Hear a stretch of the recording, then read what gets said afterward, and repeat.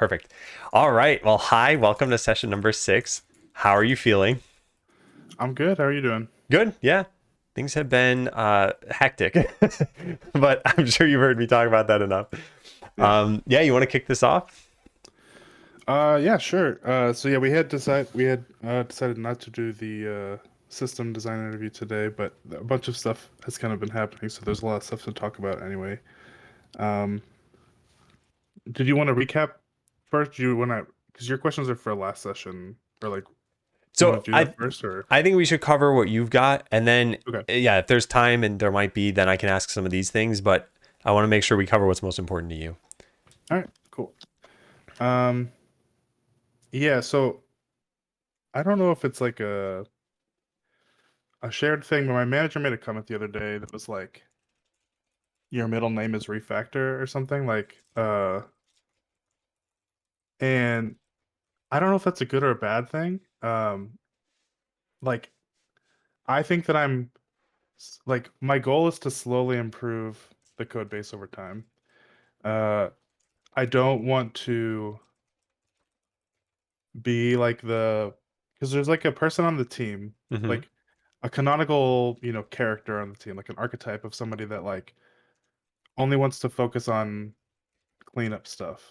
And I don't want to be that, but I also feel like as a more senior person on the team, it's my responsibility to make sure we don't like code ourselves into a bad place.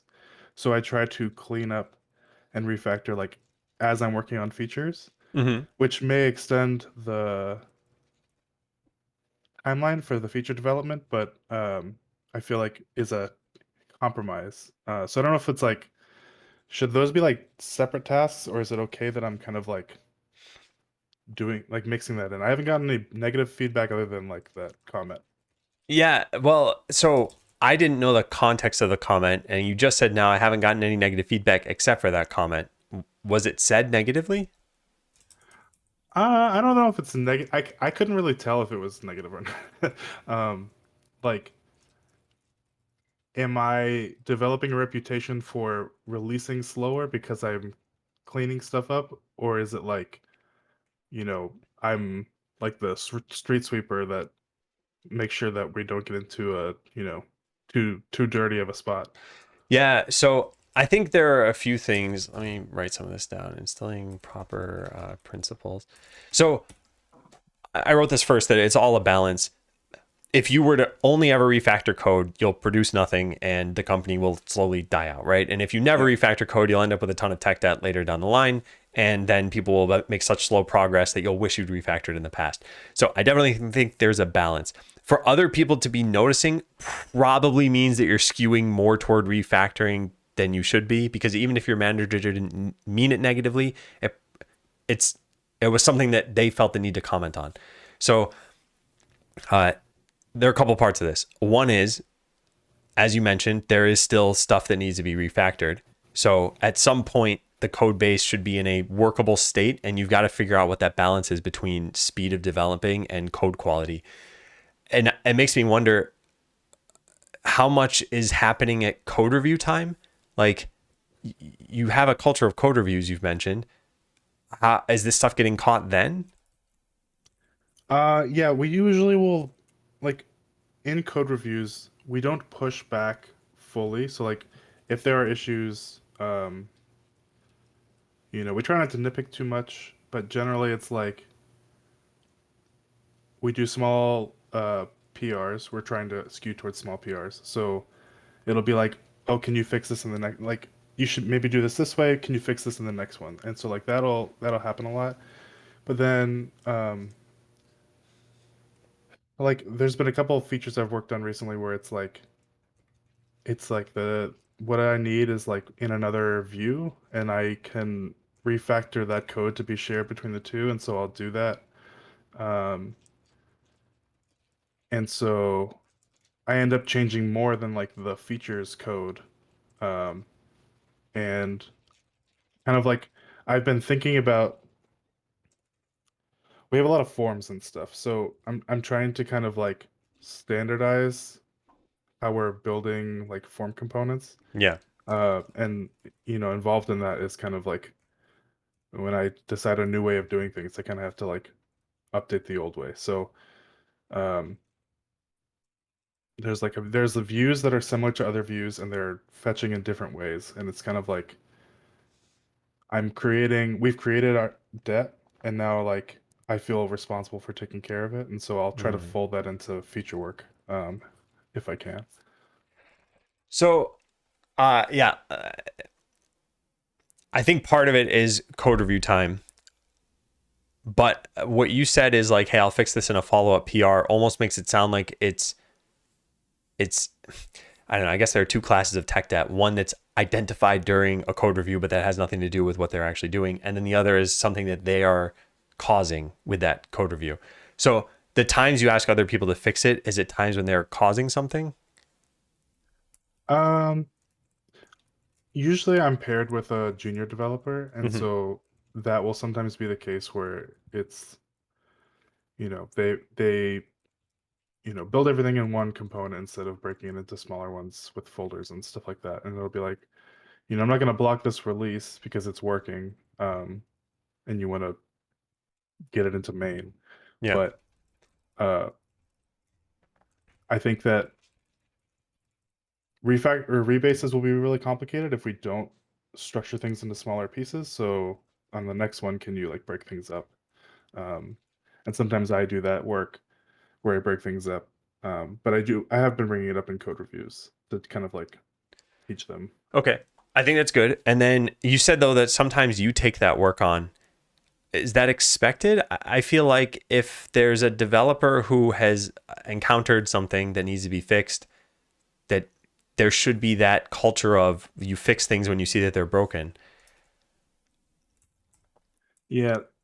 So I guess the case that I'm thinking of specifically is me and a junior developer are both working on a route, Yeah.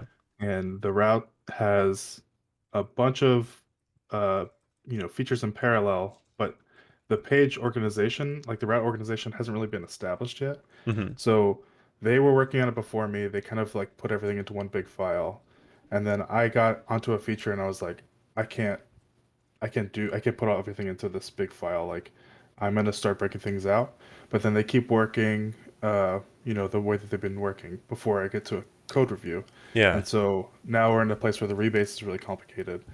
Um, so I might refactor all their work into smaller components, like not change their work, but just kind of like reorganize it, um, and so that we don't have as many conflicts and stuff, and the Yeah. rebases aren't brutal. Yeah. Okay. I see what you're saying. I do think this is the responsibility of the developers contributing the code to learn these skills and prevent this from happening. And that as you're becoming more senior, it's essentially your job to instill that value in them somehow. So the way I've seen this work at past companies is there would be a lunch meeting or something. These were in-person companies, so it's a little different remotely. But a lunch meeting where they'd say, okay, look, here's a problem I've seen across the code base. Obviously you don't name names, and you say, oh, here's an example that I see, and here's what I would change it to. Here's why I would do this. Here's how you can do it. You can always come to me for questions. But otherwise, I feel like you are now at a level where your time can't be spent doing the non-valuable tasks because it's not going to reflect well on you, and your pay scale is commensurate with the level of work that you do. So Right. I think instilling that in them, and then maybe even saying, hey, I see that you can talk to these individuals and say something like, I have seen this tendency to make code this way. And again, you explain in the mini meeting with just a one-on-one with them. But otherwise, I don't think it's probably sustainable for you to do this because the junior devs are just going to keep doing the sort of junior dev mistakes. And if they don't learn to fix it themselves and how to fix it, then they can never become what your level is, such that you could become even higher. Hmm. Yeah. So I think this is about training the junior developers. Yeah, it's a bit of a trap too, because it's like, um, I spend more time working on this work than I allocated, and then like some of the investigation work or something gets kind of sidelined because it's like this is blocking future work on a feature. Yeah. Yeah. I think the best possible outcome is to prevent the tech debt from being added in the first place, but that's not always possible, and that does involve a lot of education for people. But Mhm. starting that education and then In the meantime, I guess the other thing is, while people are learning, try to delegate the individual refactorings That's kind because of what. Hmm? Yeah, go Okay. ahead. Sorry. No, you first. You first. Like, so we have this culture of like, we have a bunch of stuff to do, right? It's Hmm. a startup. Uh, you put a PR out there for a feature, you start working on the next thing while you're getting reviews, right? Um, it seems maybe it's just like a social pressure, like a I can tell when people are like uh not enthused to go back and like restructure things and like make huge changes to the work that's already working. It's kind of like a even like managers and the culture of a startup is kind of like push it out and then fix it later. But then it's like the fixing it later is that refactor work, and the junior dev is not going to be doing that. They're going to be on a new feature. So Yeah.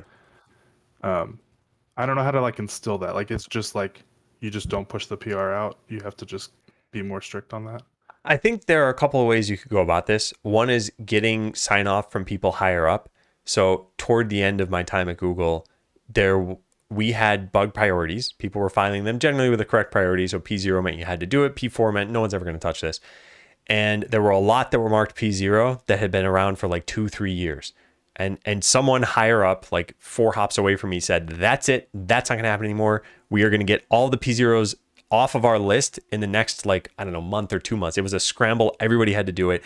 That's a very disruptive change that makes the culture easy to follow moving forward, because when you have a 1 week time limit on something for something that just came around today, totally doable. But when you have a 1 week time limit on something from 2 years ago, it's very hard. So Yeah.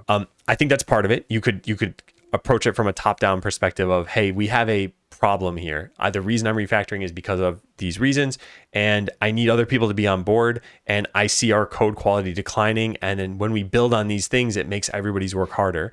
So that's one way, is top down. The other way is to just kind of start trying to instill this in the people who are receptive to it, and getting it to become more a part of the culture for them to enforce this too with people. Like, hey, I noticed this function isn't a certain way, or you could split these up into different files. What do you think is more likely to work at your company? Um,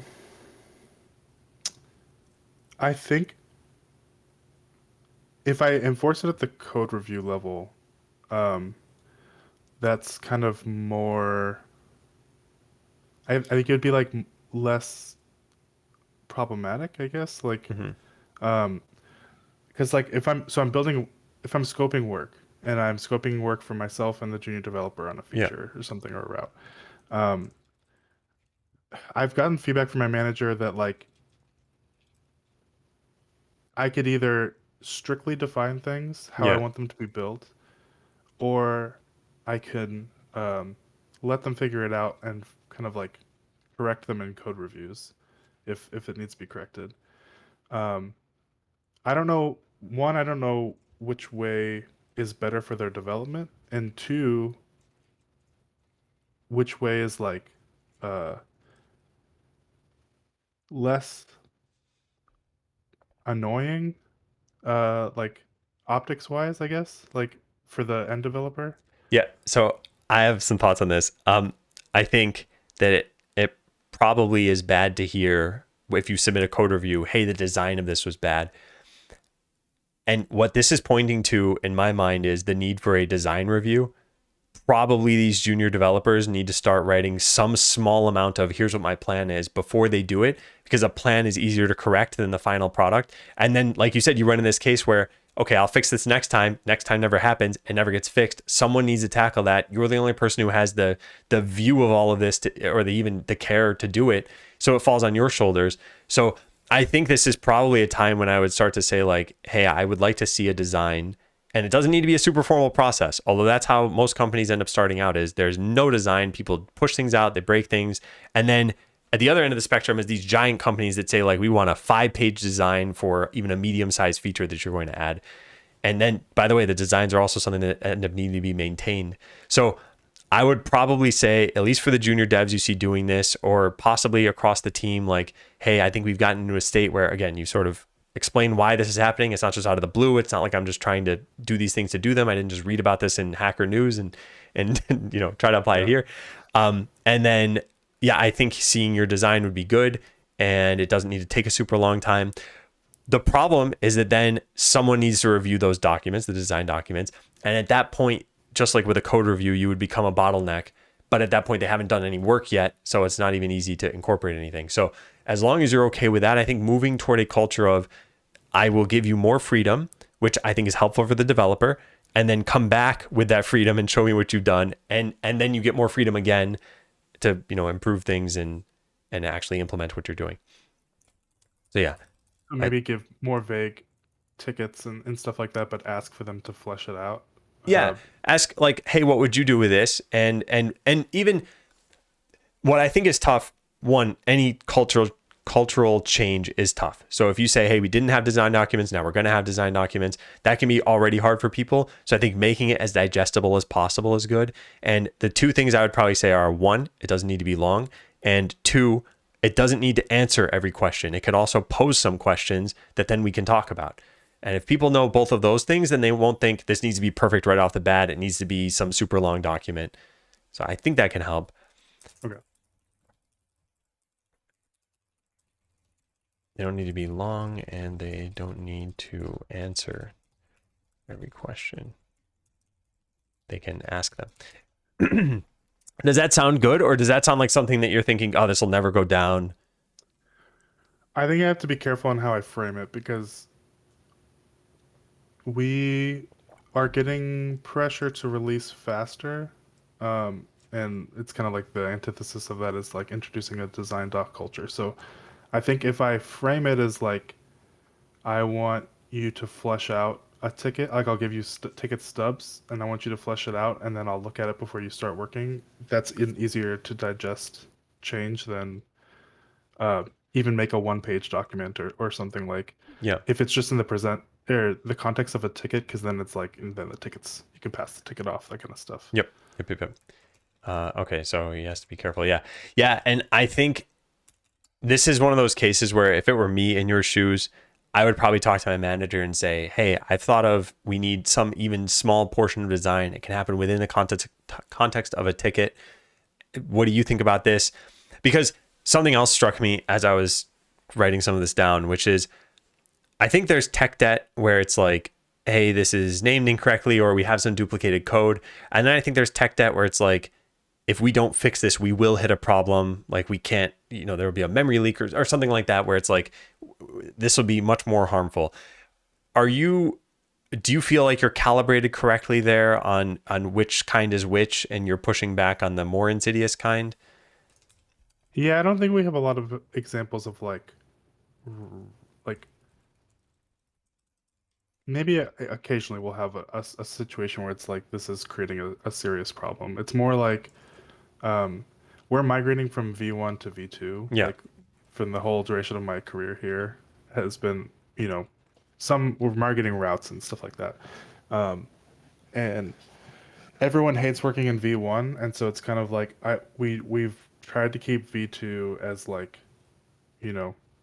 as workable as we can, and we want to try to keep the code quality high. And so keeping that in mind has been, we're doing the same thing 3 different ways in 3 different places, and it'd be nice to use the same way. Yeah. There's 3 ways of doing things. So what's nice is you have a concrete thing you could point at to say, look, this is what happened in V1. Here's how we got there. I mean, look at the reasons why you don't like working there, and then think, how do we improve those things for V2? So yeah, I think this is always tough. Even if you have a clear charter for how to instill a cultural change and you fully believe in it, and even if your management is on board, it can still be tough. And even that thing I told you about when we had the P0 bugs and there was a deadline for them, there was a lot of grumbling about that, and a lot of like, well, what happens? Can I just change the priority to P1 and get around this? And so it's hard to get people to do something different, even if it is practically provably the right thing. Yeah.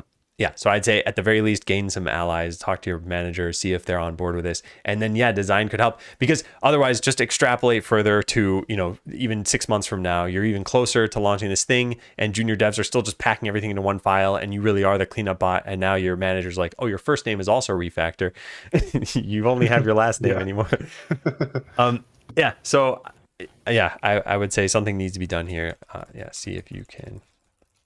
I have explicitly gotten that I have explicitly been given like direction that like as a my position on the team is kind of like being aware of the whole code base and making sure things don't get out of hand. So like that's kind of why I've been in that direction. Yeah, and it's not necessarily a bad thing. Your manager might have just commented, and you can even ask directly, like, "Hey, where do you see this going?"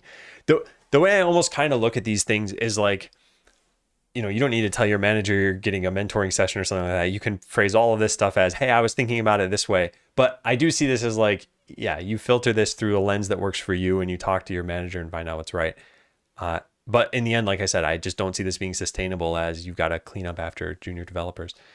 Yeah, it makes Also, sense, and it is like it's a good learning opportunity to make them think about things without just starting to work immediately. yeah, exactly. Uh, it's a learning opportunity for the juniors. Yeah, and not even the think before you leap, but the leap and then correct what you've done after you do it. I feel like there's designing ahead of time, and then there's like coding something out and prototyping it and seeing like, will this actually work? How does it feel? Are there any problems I haven't accounted for? So yeah, but I still think it's worth considering the whole when you fix something on a sheet of paper, it's much faster than fixing it in 40 different functions that were written. So Yeah. yeah, consider that. Okay, cool. Well, anything else on that topic? No, I think that's it. Okay. We covered that. Yeah. So what's Uh, this morale win? yeah, so this was kind of like an interesting situation. We had a developer that kind of went rogue a little bit. Like he was given a task to document um how authentication works. He like largely built our authentication. And then um while he was documenting, he kind of like started to identify problems and like started to correct them and stuff. And it ended up being like an enormous PR, like uh, you know, 60 files or something over two repos and obviously huge amounts of changes, removing dependencies and all this kind of stuff. And it's because he understood the whole system and like why bugs are coming. Like we had a V1 dependency that we were trying to have parity with in V2. Mm-hmm. And so he basically took the time of his own volition to remove the V1 dependency so there will be less bugs because V1 and V2 will work Yeah. more similarly. Um, and my manager posed to myself and the other senior on the front end, like, I'm going to leave it to you to decide whether or not we should close or merge this PR, given that the risk is very high to merging it because it's a huge change to authentication, which has to work always. Um, the benefit is non-existent because other than developer experience, because um, nothing changes for the user other than they might see less bugs, you know. Um, and like we shouldn't have spent the time on it, but now we're here, we have this thing, and it's like you could press the merge button and it could be a huge issue Yeah. that you're on the hook for supporting, or it could be nothing at all and it improves the DX and everything. So it was posed to myself and another developer to decide that. We had a meeting with him.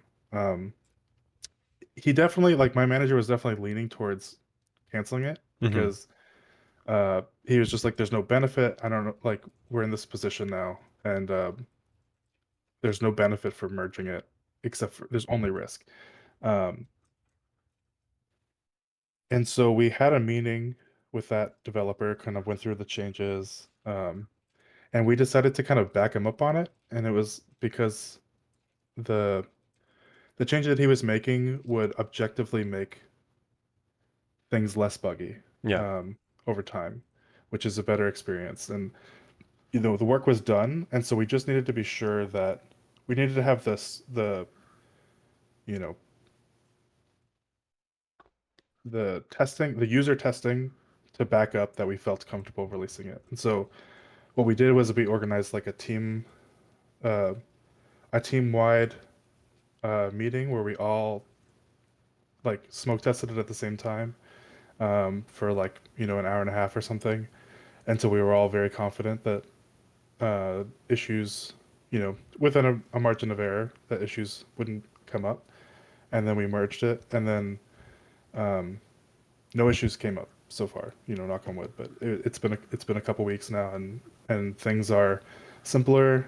No bugs really came up from it, um, and my manager did like make a post. We have like a kudos channel essentially in Slack, and he was like, you know, I was definitely leaning towards removing this, but like this is like an instance where like, you know, people on your team backed you up, and you all kind of banded together and made a calculated risk, and it paid off. Yeah. And it was like, it felt good because it was like we didn't have to stick our necks out there, but having done so, um, it felt like a good leadership decision that I haven't had a lot of opportunities to make leadership decisions like that, and it felt validating that things went well and we made the right choice. It seems like. Yeah. And on top of that, that your manager recognized that, hey, I wasn't in this camp, but I can't argue with results. I think that's good. I think I don't want to take away from the celebratory nature of this. So congratulations. I'm glad you did this. I'm glad you met with people. It sounds like everything happened the right way. At the same time, I think this is pointing out a lot of problems. Like, one is, Yeah. as you mentioned this stuff, I wrote down tests, and then I think as soon as I wrote it down, you mentioned it. But like the way you get confidence in making large changes is that your tests are still green and that your tests are testing the right things. And when you don't have those tests, then yes, you get together in a room and you do smoke tests. And by the way, did that identify a lot of bugs when that was done? Um, we we cut a couple things. We left it in staging for a while, and one of the backend engineers caught a major bug that would have been a real problem, and that's kind of when the question was posed to us, is like, there was a bug that was leaking PII, Mm-hmm. for, only in staging, but uh, that was like that was where the manager was like so against merging it. Um, and so we had to be very, very sure that this change was worth it. Um, we don't have good tests for authentication currently, and that was so. The reason he was put on this documentation task is document how auth works now, then write E2E tests for it. And so, Mm. before he wanted to write the tests, he wanted it to be simpler to do. So he made this change. So I I see. Okay, because what I was going to say is, I think in both major bullet points that we've talked about so far, it's been a case of, hey, this worked when we were a small team, and now this isn't scaling. And that's yeah, the like classic software engineering thing. If you are one person, you could probably skip documentation, you could skip probably like tests, any handoff things. There's so much because you've just got most of it in your head and you're the person working on it and you know your own expertise. As you grow, as you get more junior developers, as your product has different needs, you said you now have more pressure to release as well, which I assume is another thing that's just going to be a fact of the future. And it's not hey, this is just the way for the next month. I think more of this is going to happen. So what a lot of companies tend to do is steer more toward standardization. And the way that that manifests is design, test, more frequent, what I call bug bashes, smoke tests in a room together, those sorts of things, where it's like, hey, we just need to make sure product and code quality is up, or else we will hit these issues. And, it doesn't matter. I was going to say a small story of like this death by 1,000 paper cuts. That can happen. But another thing that can happen is if you have a small chance of encountering a bug, and there are lots of those small chances, that it's not just a chance that there are paper cuts. It's a chance that these bugs coincide in a way that forms a gigantic bug that then really hampers the user experience or developer experience. So the reason I mention this is because it is not easy transitioning from, hey, we were doing things in the Wild West to, hey, we're going to have some structure here. And you're not even at the, mega company size. So some amount of process probably needs to be added here. And it's good that this was all in the right direction, documentation and tests. But I think you're going to see the story play out another few times with other components. Yeah. So, I mean, I would have preferred the documentation first and then like a proposal for work. And I think that's, that's probably would have been more optimal. But, documentation, testing, and then make the huge change so that the tests can pass after the, the changes happen. Yeah. Yeah. And that way you have confidence about this stuff. It is lucky that you caught the PII leak bug. I mean, for all you know, there could be other bugs there, although I guess you'll get user reports on some of them. In the end, this worked well.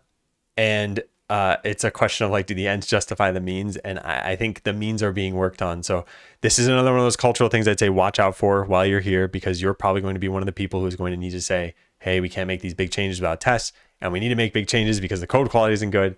And yeah, and you're probably that's going to be a struggle. Yeah. Auth is the biggest hole right now in Yeah. terms of our testing.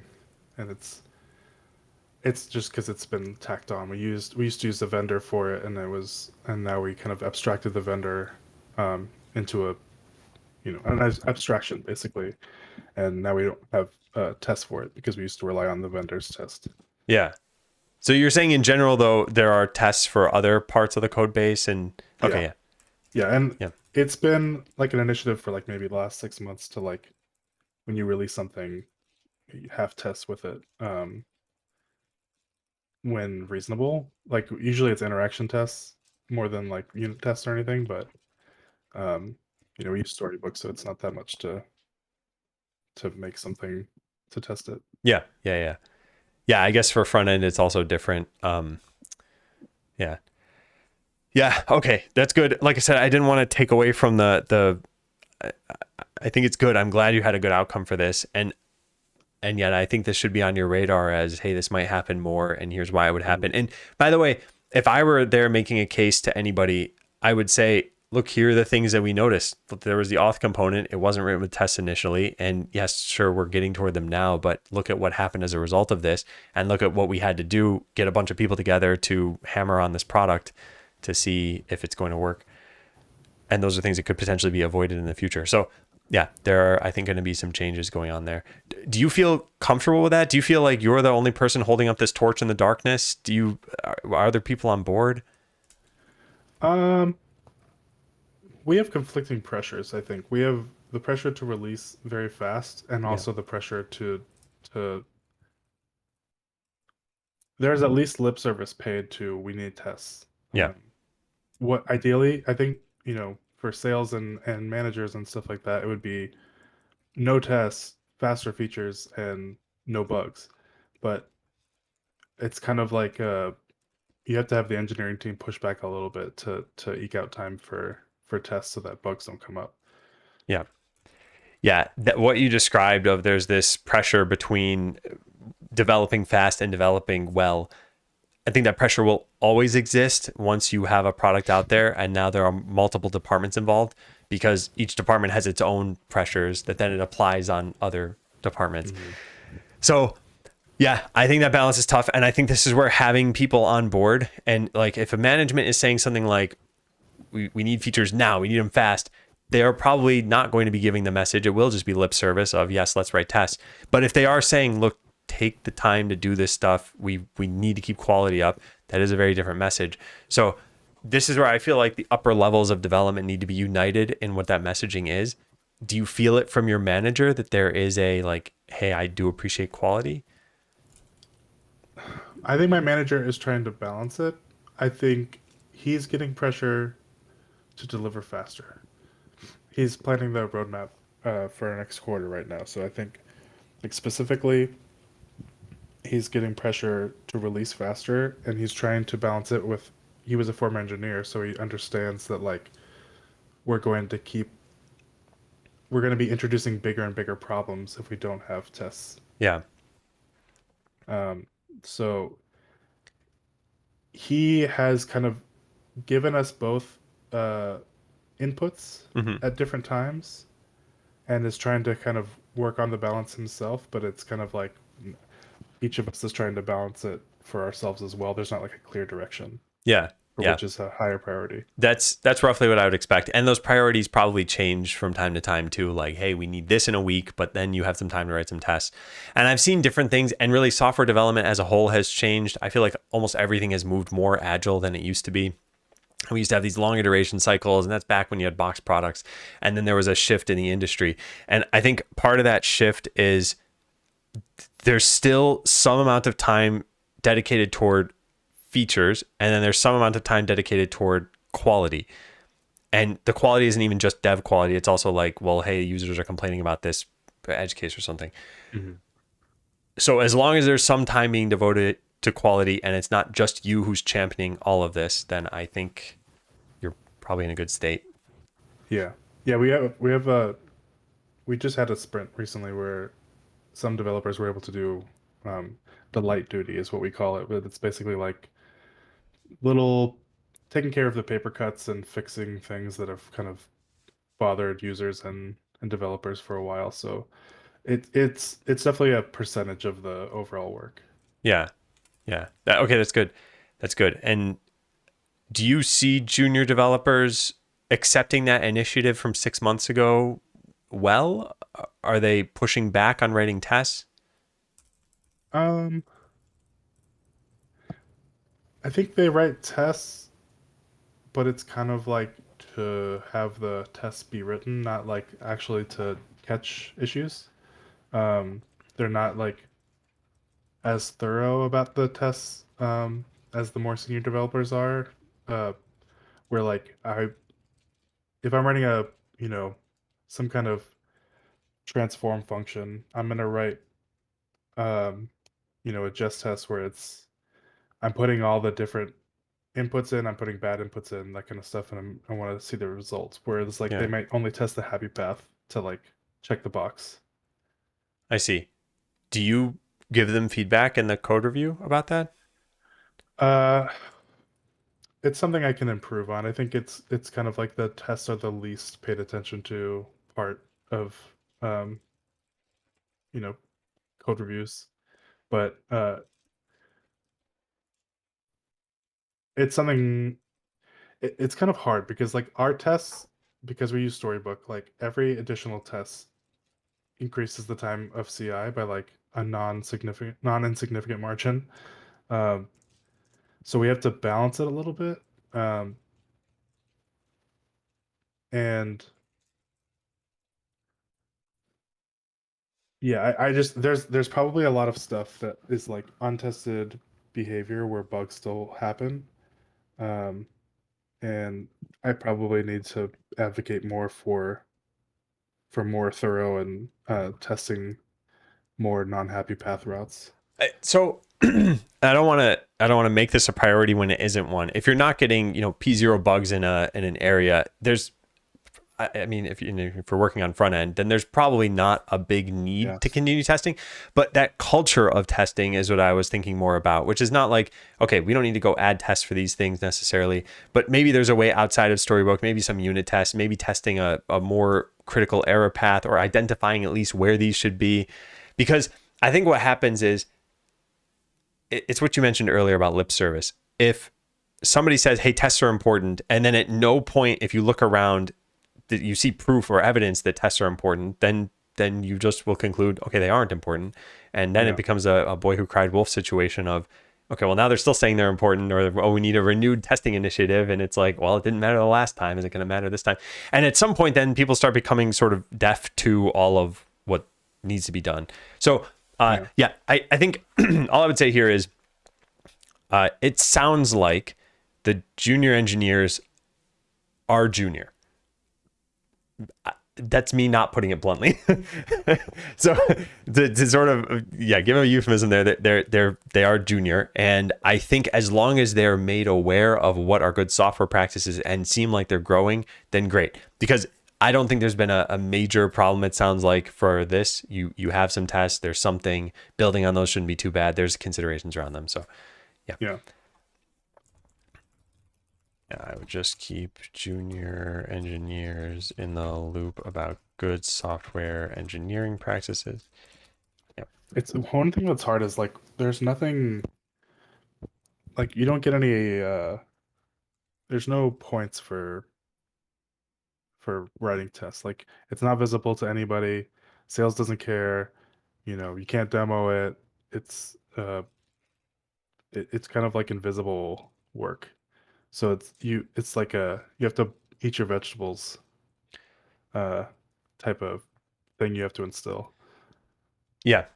And I think the only real way you could change that incentive is to somehow plug testing into the performance review or sprint tasks, or just require that, hey, everyone's going to do at least 1 point of testing per sprint, or 2 points, or whatever ends up working out. But otherwise it's like, yeah, someone's just got to say, look, there are problems, no one's focused on fixing these. And I think that's the issue with some software is, let's say you just got a group of 10 developers together and said, okay, just go work on something. They're going to take probably what's fun for them. And then no one's going to end up picking up 1 or 2 tasks that are just boring or tough. And yet they need to be done. So how do you incentivize people to do that? And yeah, Yeah. I'll write a couple of notes here just so that I've got them down. So either things are required or they're incentivized. Yeah. Yeah. Because otherwise you're leaving it to an honor system. And I feel like that works in small ways, like the company fridge and not taking each other's food. It's like, okay, you can apply the honor system there, but if it's like always write good code, refactor on your own, follow up on things in PRs, file bugs when you find an issue, it's like that's too much for people to just abide by an honor system. Yeah. Okay, yeah. So let me take a little meta side note here. Do you feel like you're getting what you need talking about these topics? Is this providing some insight? Is this helpful? Yeah, I think so. Okay. Like I've already written stuff down uh for uh on the first point, like kind of like what I should try to work on. Yeah, Okay. I think I've gotten stuff out of this already. Okay, just making sure I'm not, soapboxing here about things and No, going in no. the wrong direction. Okay, yeah, yeah, Um, okay, so next point. Actually, I'll go to the one after that first, but sure. which kind of ties into what we were talking about. I've so like for a while I was getting put on more staff level stuff, and Yeah, then it was like we need to deliver features faster. We need you as like a high level, person that can deliver at a high level. We need you to work on this feature.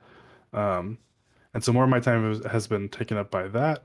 I've been refactoring as part of that, but um,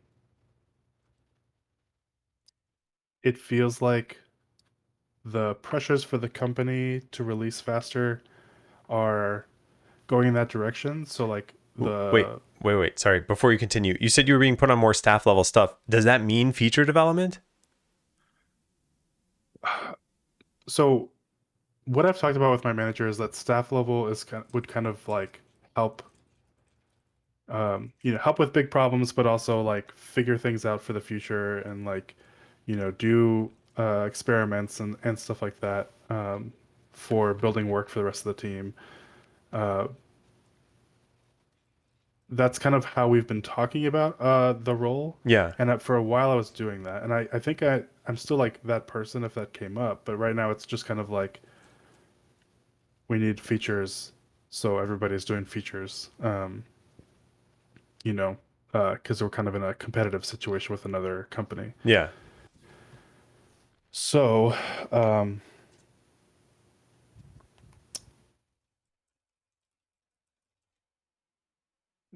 so the features are being valued higher hmm because if we have an aggressive roadmap right now. Uh, Manager has said he wants to shift to shipping something to users like every sprint, Oh, okay. if possible. So smaller things like partial features, that kind of stuff.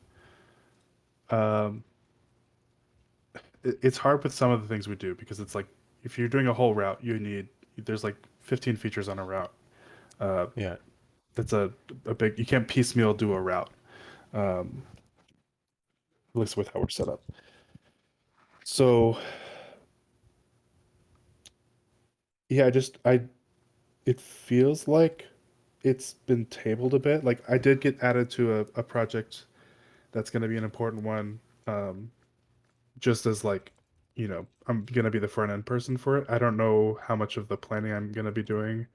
But it just that all of those like kind of changes towards that direction have kind of been tabled right now in like a everybody's sprint for features. So it's important to know how long this has been happening for, which I'll just ask you right off the bat. How long has this been going on for?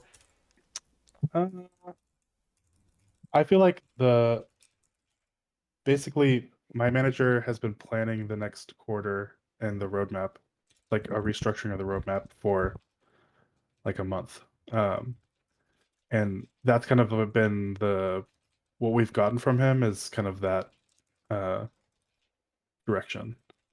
Okay, so you're saying the next quarter's work is mostly non-staff level work for you, other than that one project that's spinning up. That's what I'm thinking is going to be the case. Yeah, we haven't. Tomorrow we actually get the rollout for the roadmap for the next quarter, but uh, from what has been said, it's most likely that how the team is going to be moving. Okay, and is this something that you think? I know you mentioned there's competition with another company. It sounds like it's all hands on deck. Is this something that you think would continue beyond this quarter?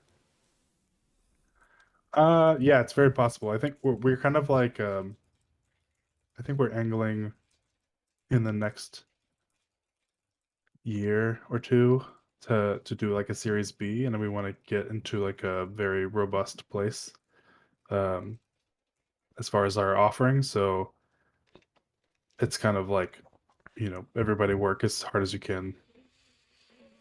Yeah, this is tough because it is a company. And I mean, companies are usually Yeah. set up for profit at some point. So it sounds like you, as a company, need this pretty soon. And when the company needs something, it means that the individuals are sometimes, their needs are discarded for some time. And if it means for 2 years, that's potentially a long time to be just working on features, not doing staff level stuff. And yet maybe your manager, I don't know, maybe your manager comes back. You're getting this plan tomorrow, you said, right? Mhm. Maybe they come back and they say, look, I planned a month of feature work. There's some ratio here where I'd be like, yeah, this isn't even worth something worrying about, right? If they said, oh, you got one day, that's fine. If a month out of a quarter, probably fine if you're scrambling. But yeah, if they say, okay, next 3 months, sorry, you're just going to be on features, I would say you should probably talk to your manager and say, look, I understand the need that we have right now as a company. I'm, willing to do this, but I'd also like to work towards staff. And if I don't have the opportunity, then it's just going to, there'll be another year after that. So I think that's the only way to sort of get clarity on this. I mean, you'll find the plan tomorrow for sure, but then, yeah, what ratio would you be comfortable with of feature work to staff level work? I guess like I'm not sure like a specific ratio, I guess, but as long as it's not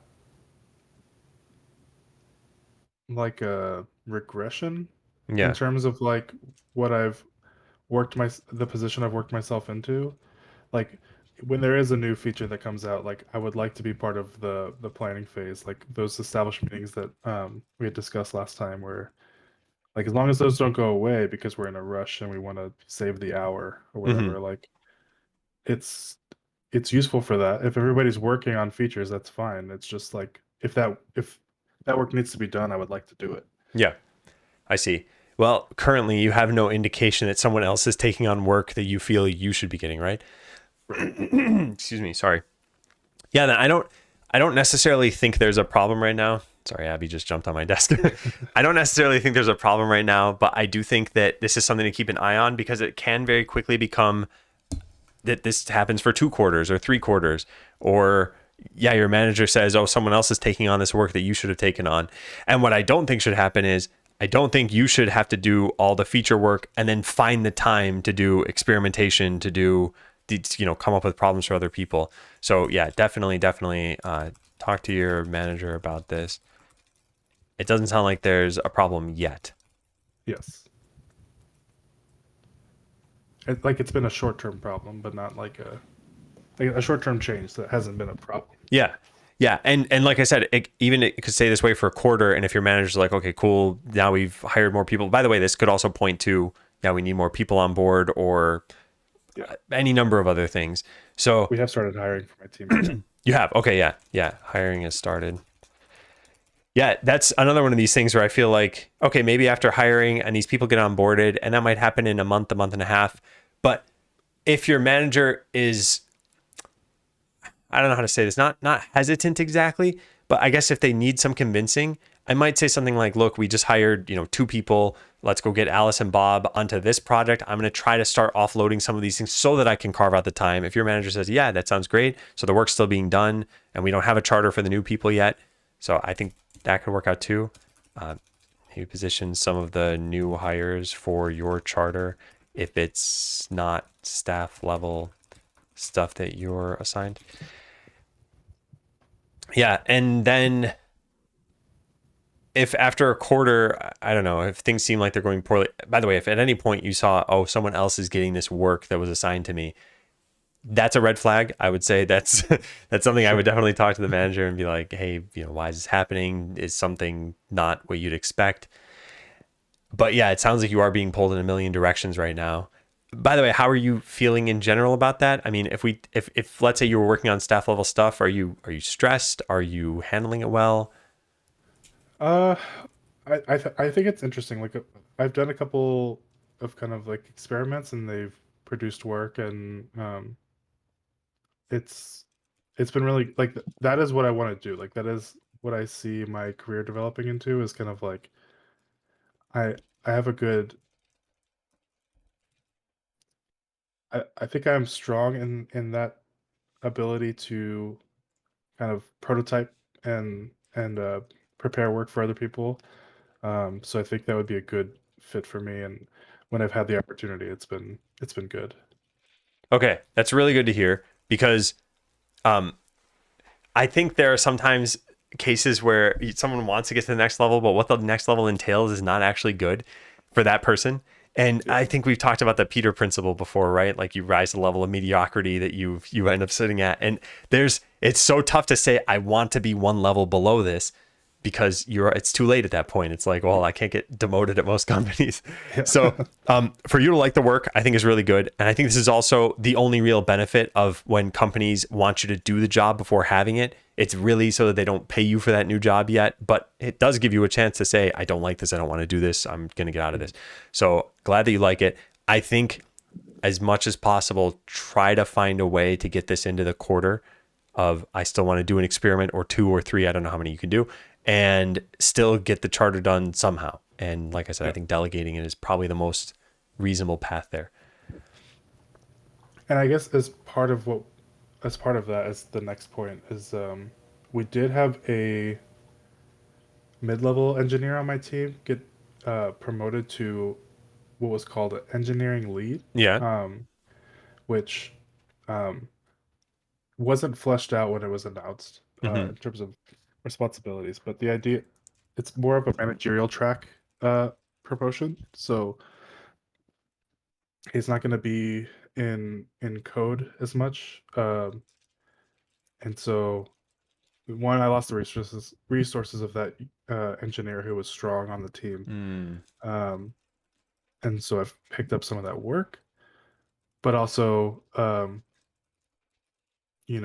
there's kind of like a another emerging track that somebody's been moved into. So I guess I don't know. I think the discussions for a role change would happen at my like evaluation period time, like I think in the next few months. Um, I don't know if I would be moved into that or not, but it's like there are two tracks emerging, and someone has been moved into the other track, and I'm still kind of like in a holding position. So Well, okay, that would be concerning to me if this were like this person were called, staff engineer or something like that. sure, But I'm pretty sure you mentioned in the past that the managerial track is not what you want to do, right? yeah, and my manager was clear that um like that was what that role entails, and the people stuff, scrum stuff, presenting that kind of stuff is more what that role is going to entail, and not the technical leadership. Well, yeah, and like you said, this person is not really going to be involved with the code as much. To me, this sounds like even if this person, shot up the career ladder, that it's not the career you wanted and isn't really in competition with you. Hang on one Yeah. second. Unless it's indirect competition where there's a budget and they can only promote one person, and so they choose to go the men. But that's not a concern, I would say, because that's you can't do anything Out of my about that. control. Yeah. Yeah. So I sensed some sort of trepidation around this for you with maybe that angle. Is that what you were feeling, that maybe I should be in that track, or that I should be getting a role change? I think it was just kind of like there was no information about the role Mm-hmm. initially. It was announced before, like it was on uh, the track document, Yeah. or like the levels document. Um, so it was kind of like, engineering lead could mean, this person is being positioned at the top of the team, or it could be like, this person is doing the management side of, this as a team. And uh, so I think initially there was some confusion. I've had a one-on-one with my manager since then, so we kind of like, talked about the what that role is going to be. I understand it better now. Um, it doesn't encompass any of the work that I was, doing or angling for staff. So I'm not like, there's no problem or anything. It was just kind of like this change happened. Um, like things are changing and I'm still in the same position, but it's because my period for evaluation isn't uh hasn't happened yet. So Yeah. Yeah, and I think doing those out of band is uncommon. It's not unheard of, but it's uncommon. So I don't think there's cause for alarm yet. But I will say this too. People do tend to have a recency bias. And when review time comes around, your manager might look at, oh, hey, you've just been working on feature work. Sorry, that's not really staff level stuff, and not necessarily see the other 9 months. So that's why I think it's important to position yourself such that you're like, look, this is important to me. I'm going to find a way to do this with the constraints that we have. You've got some new people there. You've liked working on this stuff. You said the experiments you've done have produced good results so far too, right? mhm. Yeah. Yeah. So I think if you can like cross the finish line of these next few months and still have found a way to do that, and I'd really like it if you could send me a message tomorrow at the end of the workday saying, here's what that quarterly plan involves, just to see if any of this advice changes based on what, because Yeah. for all you know, that they planned for 2 weeks for you to work on features, and then they're like, okay, yeah, go carve out the rest of the work yourself. So yeah, and I'll write that down here too. Ping me tomorrow on Discord about the charter you have for the quarter. Yeah. Need to keep your staff level work in the mind of your manager, I guess. Yeah.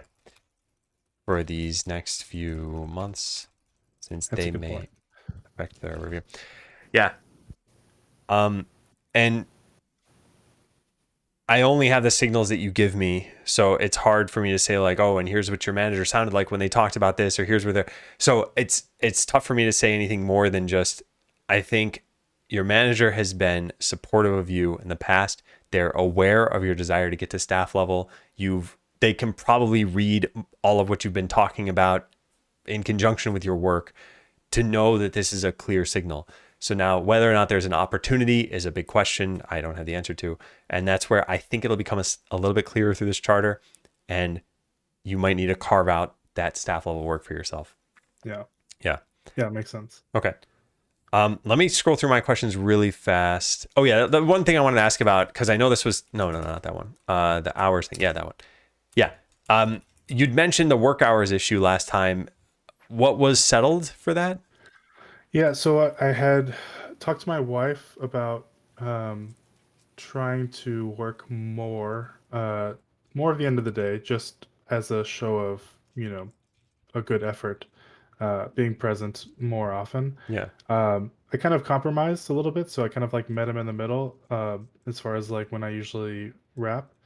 Um, It hasn't been too big of an issue for my family, and it hasn't been an issue for work, and it hasn't really come up since we had that discussion. So I think everything's fine. It might have just been like he had like a hair about Yeah. this issue, and uh, wanted to talk about it, and so it Okay. hasn't really been a problem. Cool. That's good to hear. And the compromise and having to change a little bit of stuff, I think that's fine. The way I kind of look at it is, do you have any resentment from what happened? No, no, Okay. I don't think so. Okay. Then yeah, I don't think there's a problem. Okay, cool. Well, that has been our session number 6. So thank you again. And again, I applaud you for being here and for sharing all this stuff and making progress and focusing on all this. If you want to do that system design interview for next time, just let me know ahead of time if you feel like you've prepared for it. Although Okay. it doesn't make too much of a difference as long as you've got questions in the document to talk about. All right. Awesome. Yeah, thanks. Take care, Kyle. Thank you. See you. Thank you. Bye.